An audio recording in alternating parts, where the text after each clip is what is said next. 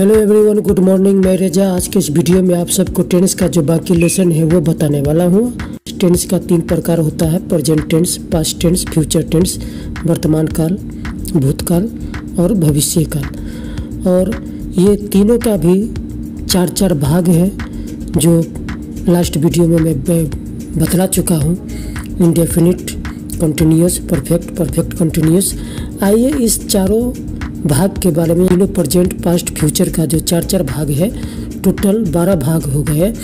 ये चारों भाग के बारे में सही तरह से डिटेल से जानते हैं। टेंस का ये चारों भाग समझने से पहले बहुत ही इम्पोर्टेंट है, इसे समझना बहुत ही ज़रूरी है। जब तक इसे आप नहीं समझेंगे ये टेंस आप समझ ही नहीं सकते हैं। इसलिए यहाँ आप इसे पहले समझें। यहाँ subject plus object plus verb, आपने ये जानते ही हैं। सब्जेक्ट विषय, ऑब्जेक्ट वस्तु, वर्ब क्रिया, इसको आपको समझना बहुत ही ज़रूरी है। तो यहाँ आइए आपको कुछ एग्जाम्पल देकर मैं यहाँ आपको बहुत ही आसानी से समझा रहा हूँ।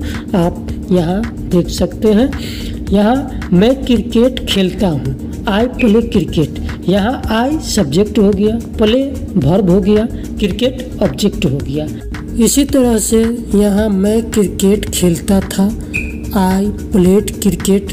यहाँ प्ले देखिए, प्लेड में चेंज हो गया है, वर्ब 1 से वर्ब 2 में चेंज हो गया है। वर्ब का जो फॉर्म है वर्ब 1, वर्ब 2, वर्ब 3।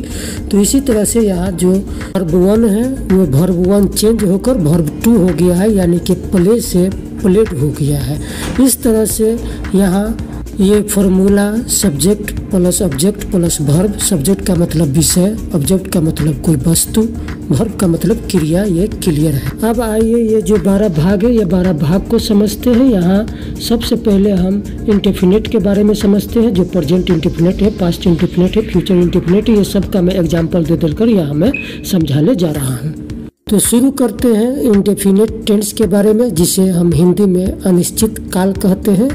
आइए इसके बारे में मैं आपको एग्जाम्पल देकर समझाऊंगा। एग्जाम्पल ये है, सबसे पहले अफर्मेटिव सकारात्मक, निगेटिव नकारात्मक, इंटरोगेटिव प्रश्नवाचक। उसके बाद इम्पोर्टेंट रूल्स है, कुछ महत्वपूर्ण नियम है, इसके बारे में जानते हैं। इसके बाद आपको समझ में आएगा प्रेजेंट इंडेफिनिट टेंस क्या होता है। तो आइए इसका अफर्मेटिव सेंटेंस समझते हैं। मैं किताबें पढ़ता हूँ, आई रीड बुक्स। यहाँ आई सब्जेक्ट है, रीड वर्ब है, बुक्स ऑब्जेक्ट है।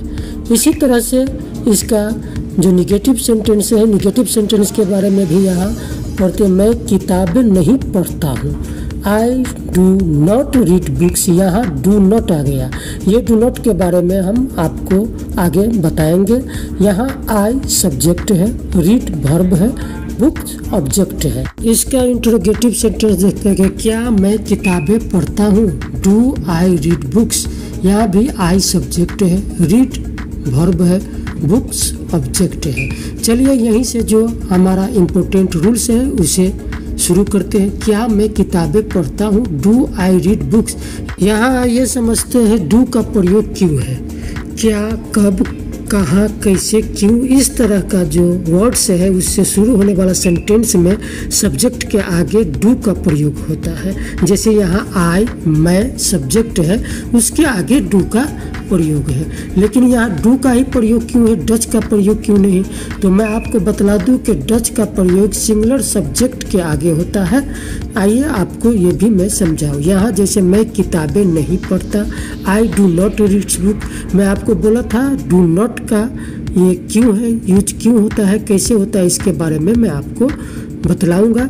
तो यहाँ I do not reads book है, यहाँ डू नॉट के बदला में डज नॉट क्यों नहीं है? तो यहाँ ही, सी, इट, ये सब्जेक्ट रहेगा, सिंगुलर सब्जेक्ट, तो वहाँ डू नॉट नहीं होगा, डज नॉट हो जाएगा। अब आइए यहाँ आई रीड बुक्स वाला सिंपल सेंटेंस है, इसको भी समझते हैं। यहाँ आई रीड बुक्स, मैं किताबें पढ़ता हूँ। यहाँ ही, सी, इट जैसा सिंगुलर सब्जेक्ट रहेगा तो यहाँ he goes to school, he reads books. जो वर्ब है, वर्ब में एस या ईएस लग जाएगा। इस तरह से अफर्मेटिव, निगेटिव, इंटरोगेटिव का जो ये रूल है ये समझ में आ गया, ये समझ चुके हैं। अब 2 रूल्स के बारे में और समझना है। जो पहला नियम है, कभी भी कोई वाक्य हु से प्रारंभ होता है, यानी कि हु से शुरू होता है, उसके साथ डू या डच का प्रयोग नहीं होता है। जैसे कॉलेज कौन जाता है, हु गोज टू कॉलेज। कौन शोर करता है, हु मेक्स ए नॉइज। इस किस्म का जो सेंटेंस है वो हु के आगे डू या डज का प्रयोग नहीं होगा। अब समझते हैं रूल्स नंबर 2, नियम दूसरा। कभी भी वाक्य में डू और डज हेल्पिंग वर्ब के रूप में यूज होता है तो मेन वर्ब में से एस और ईएस हटा दिया जाता है। आइए अब पास्ट इंडेफिनिट को समझते हैं। इसमें भी एग्जाम्पल वही है, अफर्मेटिव, निगेटिव, इंटरोगेटिव और कुछ इंपॉर्टेंट रूल्स हैं। इसके बारे में भी आपको सेम मैं एग्जाम्पल के साथ उदाहरण देकर यहाँ मैं समझाने जा रहा हूँ। पहले इसे समझिए, पास्ट इंडेफिनिट में कोई काम हो चुका है उसका ये बोध कराता है, बीते हुए समय में खत्म हो चुका है या समाप्त हो चुका है उस काम को बताएगा पास्ट इंडेफिनिट में। जैसे यहाँ आपको मैं कुछ एग्जाम्पल देकर समझा रहा हूँ।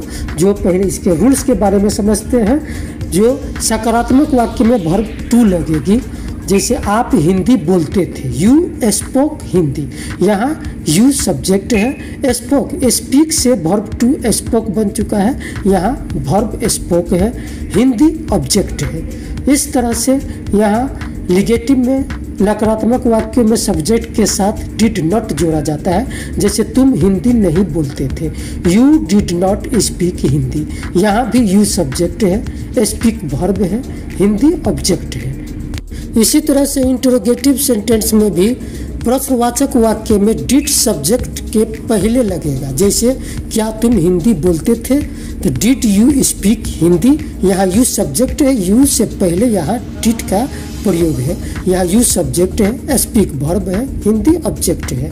इस तरह से यहाँ जो रूल्स है पास्ट इंडेफिनिट में हु से प्रारंभ होने वाले वाक्यों में डिड का प्रयोग नहीं होता है। यानी कि हु से शुरू होने वाला कोई भी सेंटेंस में डिड का प्रयोग नहीं होता है। जैसे कौन स्कूल गया था, हु वेंट टू स्कूल, यहाँ डिड का प्रयोग नहीं है। अब आइए फ्यूचर इंडेफिनिट के बारे में पढ़ते हैं। फ्यूचर इंडेफिनिट में भविष्य में होने वाले काम को बताया जाता है। इसका भी example affirmative, negative, interrogative sentence से देते हैं। सबसे पहले अफर्मेटिव में आप अंग्रेजी बोलेंगे, यू विल स्पीक इंग्लिश। इसमें वर्ब से पहले विल लगाना पड़ता है, यानी कि विल लगाना है। इस तरह से आइए निगेटिव सेंटेंस में आप अंग्रेजी नहीं बोलेंगे, you will not speak English. इसमें वर्ब से पहले और विल के बाद नॉट लगाना है। इसी तरह से इंटरोगेटिव में प्रश्नवाचक में क्या आप अंग्रेजी बोलेंगे, विल यू स्पीक इंग्लिश। इसमें सब्जेक्ट से पहले विल लगाना है। इस तरह से आज यहाँ हम present indefinite, past indefinite, future indefinite के बारे में पढ़ चुके हैं। नेक्स्ट वीडियो में इसका जो दूसरा है present continuous, past continuous, future continuous के बारे में हम नेक्स्ट वीडियो लेकर जल्दी ही आ रहे हैं। आज के लिए इजाज़त चाहते हैं। फ्रेंड्स, आप सबसे छोटा सा रिक्वेस्ट है कि आप सब वीडियो को लाइक और शेयर जरूर करें और आप अपना कमेंट बॉक्स में ज़रूर लिखें। वीडियो देखते हैं तो आप लोग कमेंट बॉक्स में भी ज़रूर अपना कमेंट लिखा करें। Thank you.